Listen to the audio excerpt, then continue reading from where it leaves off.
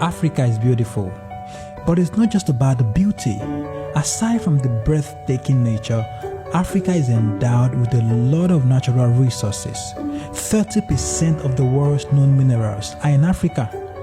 From diamonds in South Africa, coltan in Congo, copper in Zambia, gold in Ghana, uranium in Niger, and massive oil reserves in Nigeria and Libya, Africa is without a doubt a wealthy continent. Zimbabwe! Welcome to the Rwanda. Sierra Leone is a blessed country. But when you turn on the TV, the potential is different from the reality. What you see are images of starving kids, collapsed infrastructure, and a horrible living condition. So what is the problem? It's about the system. Don't be fooled. When you see a black person holding up the system, he's even more dangerous than a white person. And do you know why he's more dangerous than a white person? Because if I see a white person holding up an exploitative system against me, it's very easy for me. I'm able to know just why our colonial struggles were able to go so clearly. Because we could see the enemy and we knew that this is not your land. What are you doing here? You need to carry yourselves back to Europe. But when they went and they got replaced by their black versions, we were confused. That is neocolonialism. And the black versions continued the exact system that their white counterparts left behind. You must understand that. Because if you allow that to confuse you, we will not be free.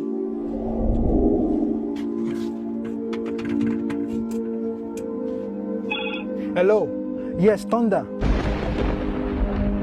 What are you doing, man? You're wasting time.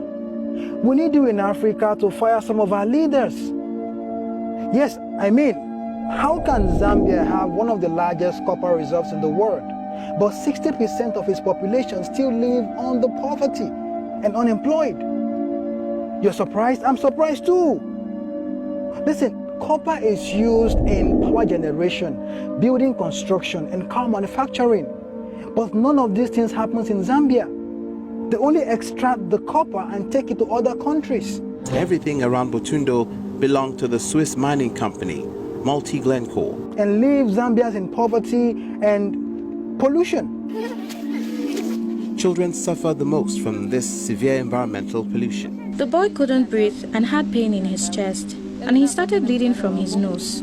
And that is why we need you now to come and fire our leaders. Thunder, please come and fire some of our African leaders.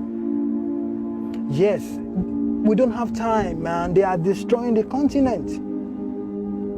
Please come quickly, please. Nigeria. Africa's largest crude oil producer and the most populous nation with the people of African descent in the whole world, does not refine its own oil. Nigeria exports crude oil and imports refined petrol. Listen, this means that Nigeria's crude oil is actively creating employment in other countries, while millions of Nigerians are unemployed and living in poverty. It was Nelson Mandela who said that until Nigeria gets its act right, the African continent will continue to suffer. Okay, are you angry because of Nigeria's crude oil? Let me blow your mind. I know many of you like chocolate, but do you know that there are chances that the chocolate you had today came from the cocoa bean in West Africa? Because 70% of the world's cocoa bean comes from the African countries of Ivory Coast, Ghana, Nigeria, and Cameroon. But surprisingly, none of these countries is a top producer of chocolate.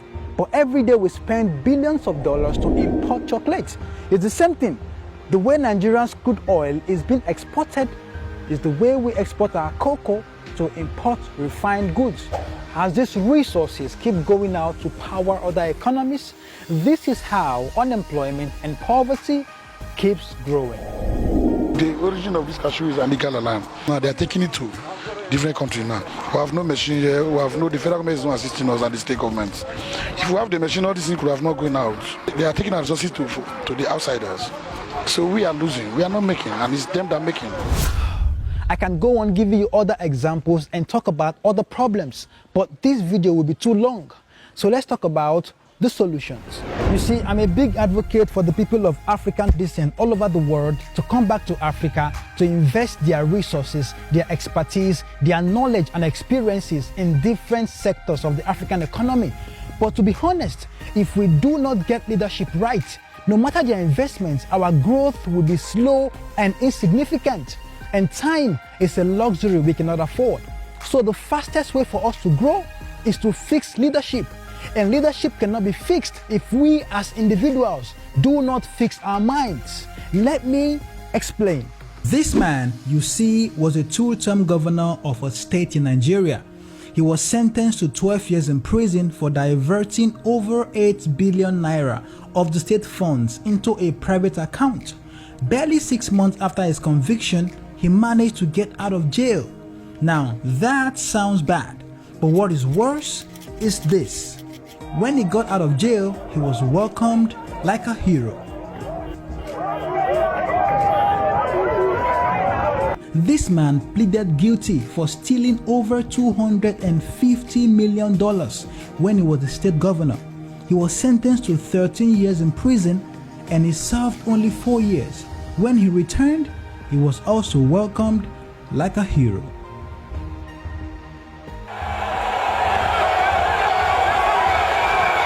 This man right here is the current serving governor of a state.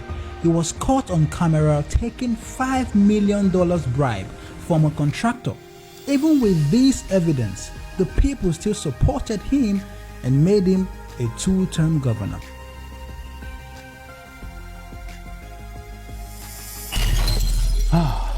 Now you can see that it's impossible to get quality leadership if we don't build a society of quality individuals. The king is nothing without the kingmaker. And in this case, we are the kingmakers. We the people give them the power they possess. Until we build our minds to look beyond religious and tribal sentiments, we will continue to have leaders who will steal public funds and open the gates to foreigners to take our resources while we continue to struggle. Our biggest problem is ignorance, so that is why you have to share this video, because the more enlightened Africans are, the better our chances of building a better Africa.